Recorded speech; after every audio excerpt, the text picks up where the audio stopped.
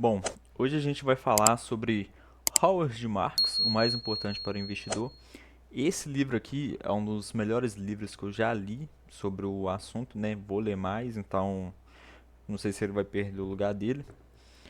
E a gente vai começar falando quem é esse autor, porque a gente não pode sair escutando tudo que todo mundo fala, né? Esse cara aqui, ele ficou famoso basicamente por desenvolver não, mas ele ter a ideia que o sucesso do investidor ele é garantido quando esse investidor ele assume o papel de evitador de risco. Ele vai contra o risco, ele vai contra o pensamento da manada e a ideia principal dele é investimento a longo prazo e ter um pensamento de segundo nível, né? A primeira ideia que o Howard passa no livro dele é a ideia do retorno x risco. O que ele vai tentar passar é a ideia que o retorno ele tem que ser equivalente ao risco, ou então o retorno ele tem que ser maior que o risco. Pô, se o risco está nivelado, beleza. Tá um, né? Tá igual. É igual como se você estivesse pagando um fundo imobiliário. Um fundo imobiliário, a gente pesquisar aqui. Vamos supor o HGLG. Para quem não sabe, o P sobre VP é o preço sobre o valor patrimonial. Em ação, você não vai conseguir fazer isso, mas o fundo imobiliário ele vale o patrimônio dele. Um fundo imobiliário ele é um fundo de investimento que junta diversos investidores, faz como se fosse uma arrecadação de dinheiro e tem um gestor que provavelmente tem a equipe dele, mas que ele pega e vai escolher onde que vai aplicar esse dinheiro. Vai depender de qual segmento que o fundo tá, mas aqui o HGLG, que já é um fundo confiável, ele paga 8. Ele paga 8 e ele está descontado. Então, ele está valendo abaixo do valor patrimonial dele. Tem fundo imobiliário que o P sobre VP vai estar de 1, tem outros que vai estar de 0,7, tem outros que vai estar 1,05, que ele vai estar mais valorizado. Isso aí pode acontecer por diversos motivos, a gente vai entrar nesse tema, mas Howard, ele explica que nada é de graça, que se o retorno está muito alto, provavelmente o risco é muito maior. É, a ideia é a gente correr menos risco e lucrar mais. Como aconteceu muito tempo atrás, muito tempo não, tá recente ainda. O Banco Master pagando 140% do CDI, um retorno alto. O risco dele, né, faliu aí, todo mundo teve que ir lá atrás do FGC e o Bank também faliu, né, político envolvido. É um risco que, né, a gente já espera que tenha alguma coisa envolvida ali, porque nada é de graça. Segundo ele, os melhores investidores não são os que mais ganham, mas os que evitam as perdas, né? Não vai adiantar você conseguir uma elevada quantidade de dinheiro num ponto se isso não for recorrente, né? Se você perder muito também. Então acaba que você fica no zero a zero. Você ganha muito, mas você perde muito também. E ao longo prazo, que é onde os juros trabalham, você vai acabar não lucrando tanto. O segundo ponto que ele vai trazer no livro é sobre a diversificação. Quando a gente cita o fundo imobiliário, como foi citado o HGLG, fundos de investimento são bons diversificadores quando a taxa do gestor é baixa também. Porque você tem que concordar que se a taxa do gestor for alta, compensa você mesmo ir lá e fazer. Tanto que tem um fundo de investimento em renda fixa. Você paga um gestor para o cara aplicar em renda fixa, né? E o que o cara vai tentar fazer? Ele vai tentar acompanhar o CDI, vai tentar acompanhar a Selic, sendo que você entra no Nubank, você entra no Mercado Pago, você entra no Banco do Brasil, já tem um CDB lá de liquidez diária que vai estar rendendo 100%, sendo que no fundo de investimento você vai ter que pagar um gestor. Então tem fundos que não vai ser de grande utilidade. FIINFRA, né? Porque FIIs, fundo imobiliário, FIIs, né, não são, como é que eu posso explicar? Tem diversos tipos, né? Fundo imobiliário não é só imobiliário, tem o FIINFRA, que é fundo de investimento de infraestrutura. Tudo que é destinado à infraestrutura, ele é isento de imposto de renda, tanto na quantidade que você vende e tanto na quantidade de provento que você recebe. Provento seria o dividendo, né? Você não vai ser cobrado ali em cima. Qual ponto que eu estou querendo chegar? No fundo imobiliário, quando você faz a diversificação, naquele fundo, ele vai ter uma diversificação dentro dele. Então, vamos supor que você tem R$ 100 para investir. Se você chega e compra uma cota de Vale, estou estourando o valor, né? Mas vamos supor que uma ação da Vale está custando R$ 100. Você não diversificou, você ficou só com uma empresa, entendeu? Claro que se você comprar uma cota de HGLG por R$ 100, você não vai estar diversificando, né? Você vai estar dependente dele. Mas dentro do HGLG, ele tem a diversificação dele que é entre os imóveis. Eu vou mostrar aqui como que você entra no relatório do HGLG. Ele já está aberto aqui, mas só para todo mundo conseguir acompanhar. Aqui, ó. RI, RIHGLG. Nossos perfis, nossos FIIs, né? HGLG. Tem aqui de todo o tempo anterior.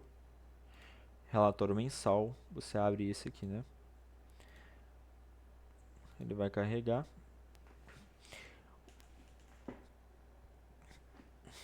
E aqui você já consegue ter acesso aos imóveis, né?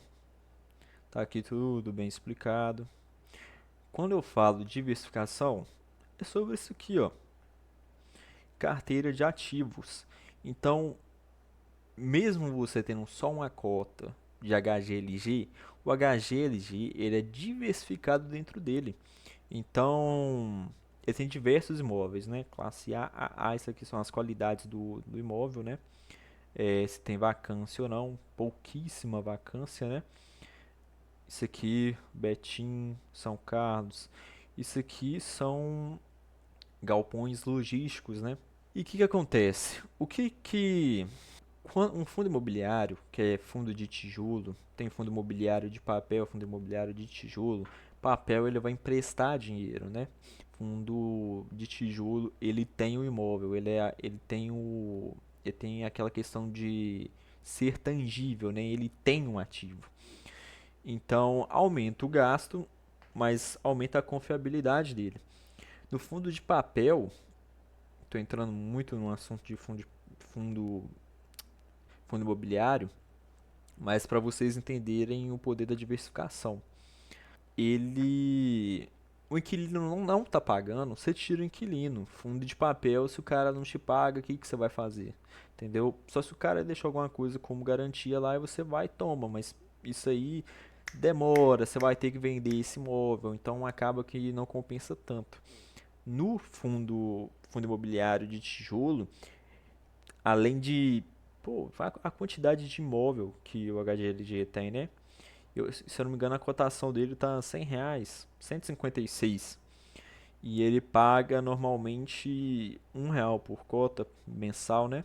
Então, um dividendo de 8%. Então você tem que buscar essa diversificação. Um fundo imobiliário ele é diversificado dentro dele, mas você não pode ter só um fundo imobiliário. Então, ele é diversificado dentro dele. Você vai comprar mais, diversificando entre eles. E fundo imobiliário de tijolo, fundo imobiliário de papel, tem as ações, né? Você vai diversificar entre os segmentos. Dentro dele, ele é diversificado. E em ações você diversifica também.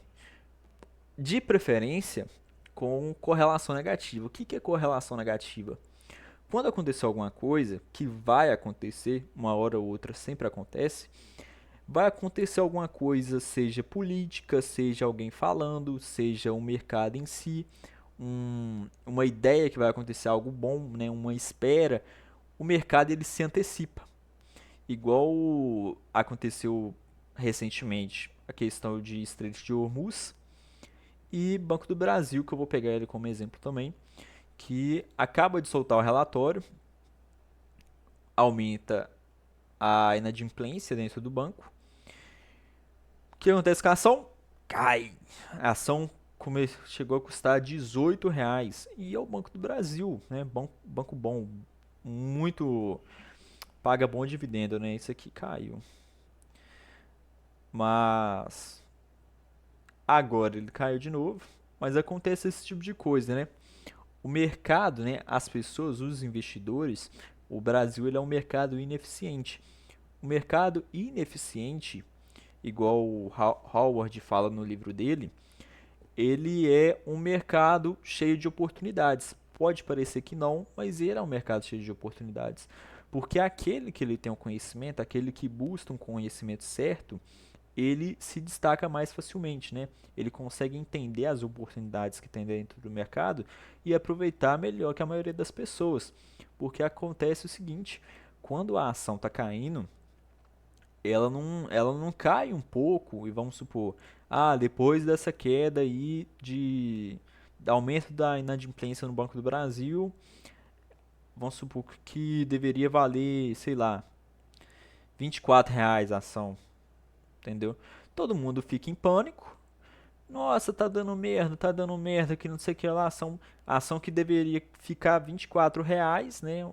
Sendo que ela já tem um valor, já tem todo o sistema de banco, já tem anos no mercado, já tem a confiança do cliente. Em vez de cair para 24, ela cai para 18. E isso por causa da ansiedade, né? A ansiedade, o medo, ou então uma ganância.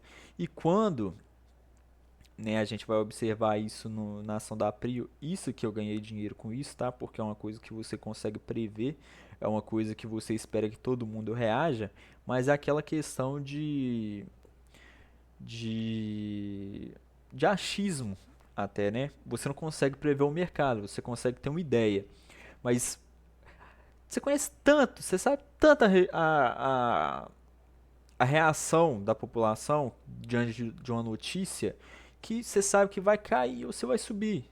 Já é algo esperado. E normalmente é exagerado demais. Abril aqui, né? É começo do ano, acontecendo aquilo. Petróleo também valorizou muito por causa da guerra lá do Irã. Decola, né? Deixa eu ver. 6 meses, 30 dias. E manteve, né? Subiu e manteve.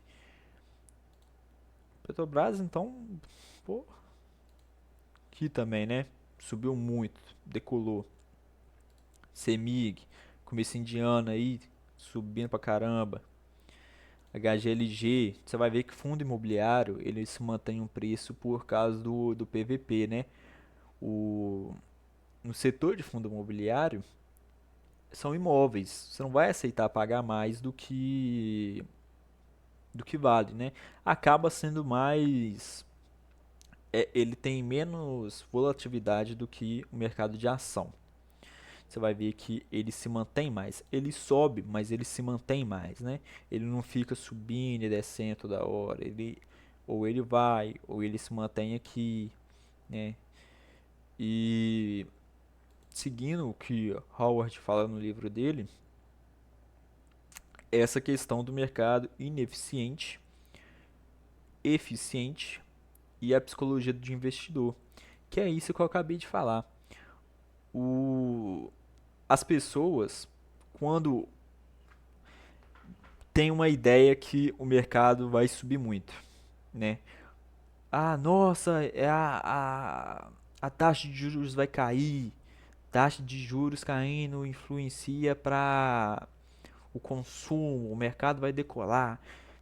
Com apenas essa ideia que o mercado vai decolar, todo mundo começa aquele positivismo, né? Todo mundo muito positivo, vai subir, o mercado começa a decolar, né?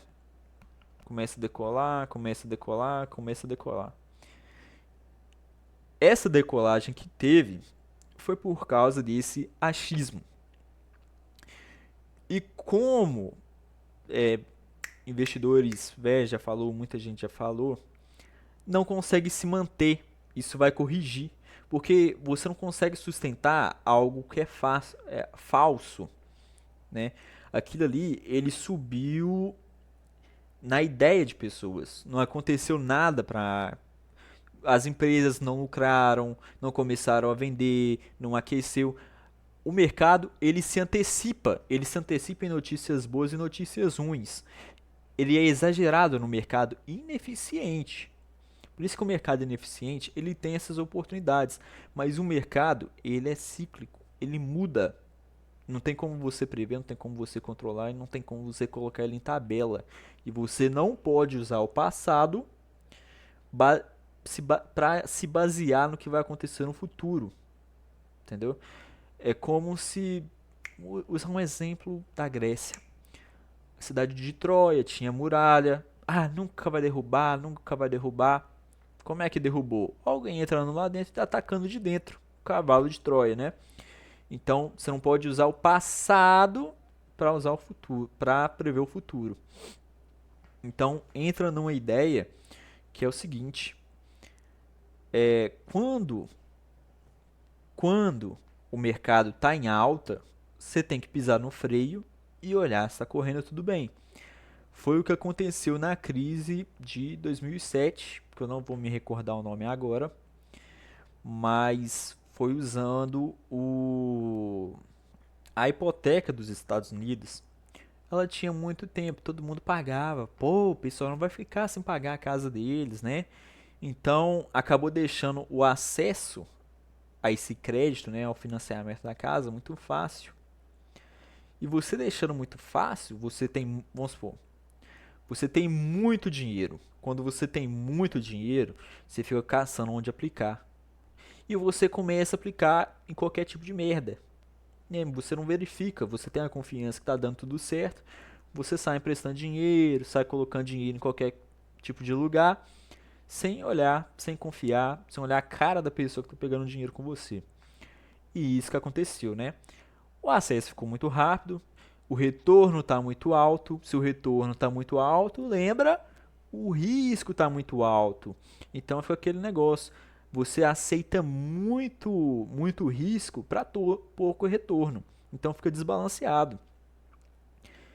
Como na crise de 2007 o retorno estava muito alto, né? Tava aquela crença que todo mundo ia pagar, e já começou a ter estudos em 2004 sobre isso que ia acontecer. É, as pessoas aceitaram muito risco para muito retorno, né? Mas era muito arriscado. Então, o pessoal não deu conta de pagar, né? Começou uma alavancagem muito alta, as pessoas se alavancaram muito. E o banco quebrou, né? Pessoas perderam o emprego e afetou a economia de uma forma gigantesca, né? Porque se basearam que todo mundo ia continuar pagando, porque antes todo mundo pagava. Então essa ideia de e é onde todo mundo fica desesperado também. Tá subindo, todo mundo coloca dinheiro, começa a emprestar e aquilo ali cai.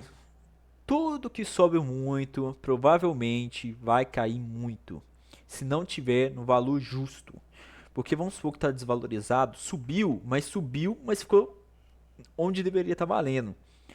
Se já está valendo o preço certo, né, o valor intrínseco da ação ou do fundo imobiliário é menos, né, ele é mais comum no Brasil.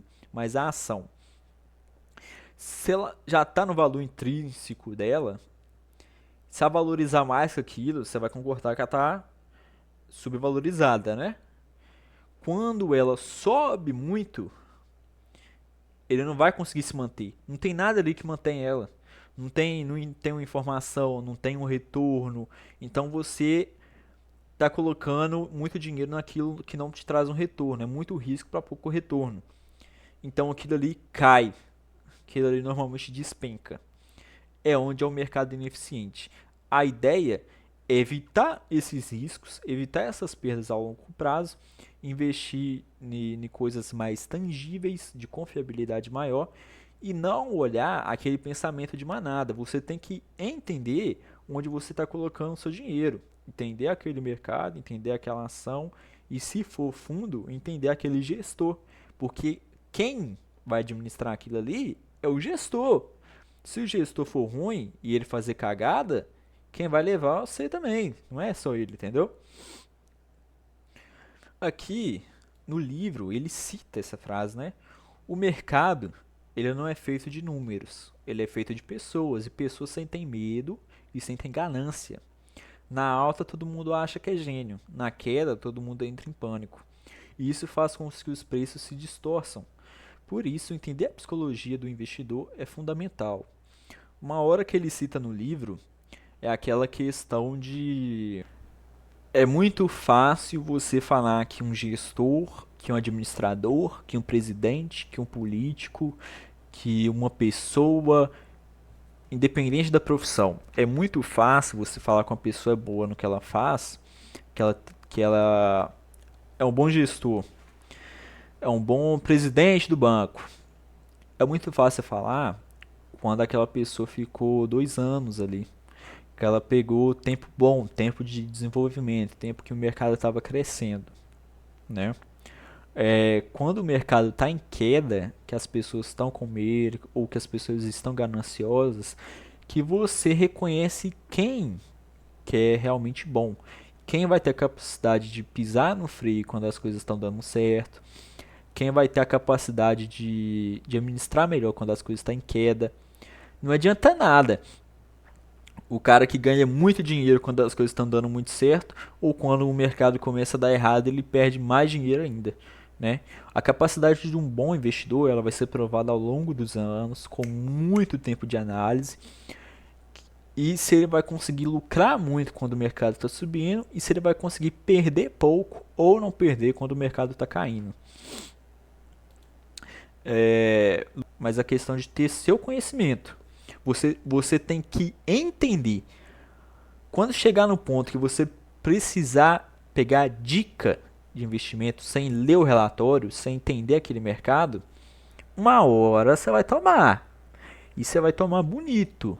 Bonito não, vai ser algo horroroso. Entendeu? Por essa questão de ter toda essa influência, principalmente psicológica, porque você tem que lembrar que o mercado ele é feito de pessoas e as pessoas sentem medo, ganância, inveja, porque vamos supor no mercado autista, um mercado que está se desenvolvendo, a pessoa sabe do risco, mas ela tá vendo todo mundo ganhar dinheiro, ela vai sentir inveja. Pô, tá todo mundo ganhar dinheiro, tá ganhando dinheiro, só eu que não. Qual que vai ser o impulso dessa pessoa? Colocar o pouco dinheiro ou muito dinheiro que ela tem numa coisa para tentar ganhar, sem entender sobre o assunto. Então é mais ou menos nesse tipo de coisa que as pessoas se dão mal. Elas se afetam pelo coletivismo.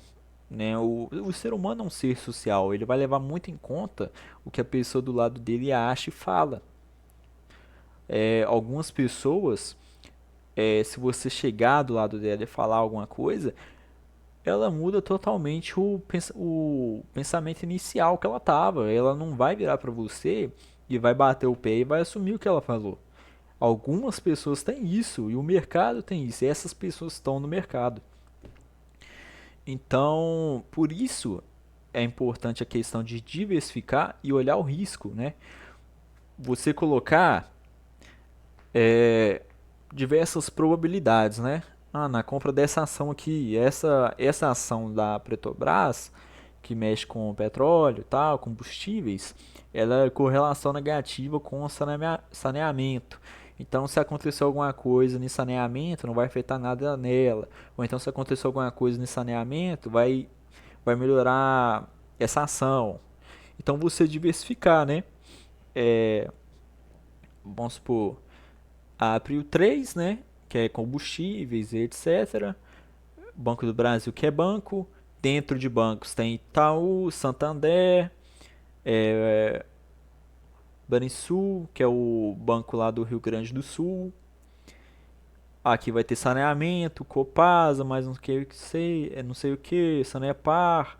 Aí aqui vai ter Eletrobras, Semig, Transmissão Paulista, Neoenergia e empresa de commodity, Vale, não sei o que, não sei o que, não sei o que. Você diversifica e dentro desses segmentos você faz a diversificação.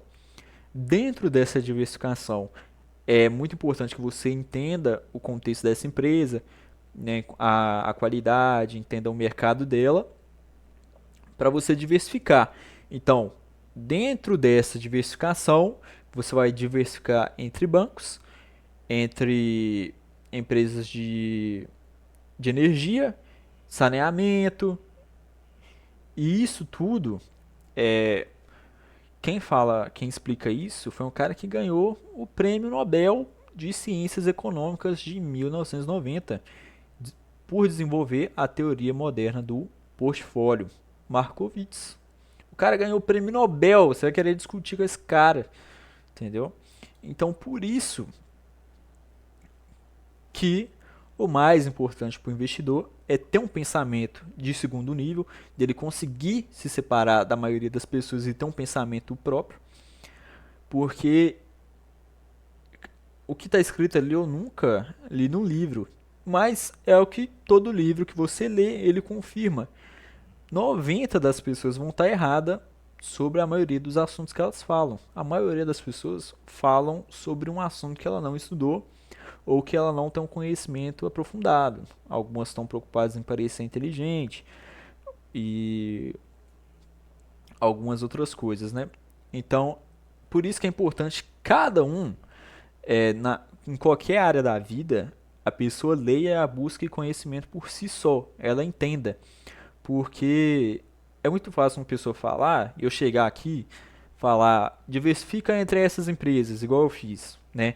É uma diversificação boa, né? É o best, quem faz esse tipo de diversificação é o Luiz Barsi, o maior investidor, pessoa física do Brasil. É muito fácil a pessoa falar para você diversificar daquela forma, né, essas empresas aqui, mas na hora que sua ação cair, que você precisar de um dinheiro, que você não deveria precisar do dinheiro da ação, né? Você deveria ter sua reserva de emergência. Vai ser muito fácil para essa pessoa falar, mas na hora que der merda, ela não vai te dar dinheiro, entendeu? Você que vai assumir seu BO. Ninguém mandou, ninguém colocou uma arma na sua cabeça, mandou você investir aquilo ali, entendeu? Então, essa é a teoria de Markowitz. É a propaganda que ele fala que, vamos supor, quem fala isso também é o Léo. Léo, eu vou deixar um vídeo dele lá. Vou tentar achar um vídeo que fala sobre. Mas é isso aqui, ó. Ele explica que, vamos supor, né, fundo imobiliário, isso aí é estudo. É bom você ter 15 fundos imobiliários na sua carteira. Ações, mais ou menos 14, 15 também. Depois de 15 ativos não vai fazer tanta diferença. Mas também não adianta você ter 15 ativos e os 15 ser bancos. Você não diversificou nada. Você diversificou entre os bancos, mas você só tem banco. Se acontecer alguma coisa no setor de banco, reduziu a Selic, aumentou a Selic, você está lascado de todo jeito. Por isso você tem que ter ativos que têm correlação negativa ou que não são correlacionados. De preferência de zero, correlação de zero ou um negativo, né? Que aí eles não vão se afetar. Porque se você faz uma diversificação só entre banco, só empresa de combustível, só saneamento, você não diversificou. E na hora que acontecer alguma merda naquele setor ou no país que está investindo, vai afetar aquilo ali e você vai levar para dentro, né? Então, é um livraço. Não lembro quanto que foi o preço dele na Amazon, mas é um livraço. Vou tentar deixar o link dele na descrição. Vou deixar o link sobre Markowitz. É um cara foda também. E eu espero que eu tenha se tiver passado para vocês 10% do que esse livro aqui fala, do que ele ensina, ele te ensina a pensar, né, sobre as coisas, ele te faz ter um pensamento por conta própria, eu já fico feliz, porque isso aqui é uma obra de arte. As dúvidas que tiver, depois eu vou fazer vídeo entrando mais na análise de ação de fundo imobiliário, mas se eu tiver conseguido passar 10% eu já fico feliz, né? Obrigadão.